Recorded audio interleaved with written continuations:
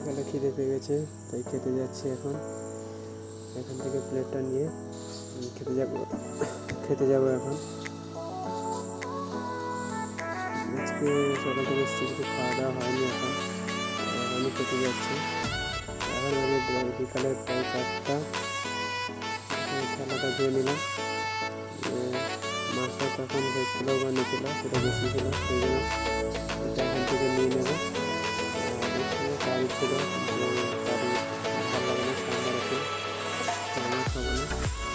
এইটা একটু জিজ্ঞাসা করলাম, এটা কিন্তু নেবো না বলে রেখে দিলাম।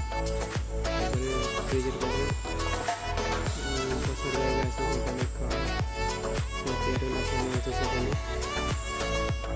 কেউ কেউ খায়, কেউ কেউ খায় না। কেউ আসছে না,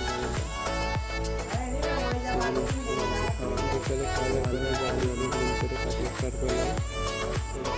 বাড়িতে কাটিং করে কাটিং করতে হবে। কাটিংয়ের শেষ করতে সামান্য একটু আছে কাটিংয়ের জন্য। প্রায় কাটা শেষ। ঠিক আছে, কাজের কাটা শেষ হয়ে গেছে। দেখা হচ্ছে পরের ভিডিওতে। আর ব্যাকগ্রাউন্ড সাউন্ডের জন্য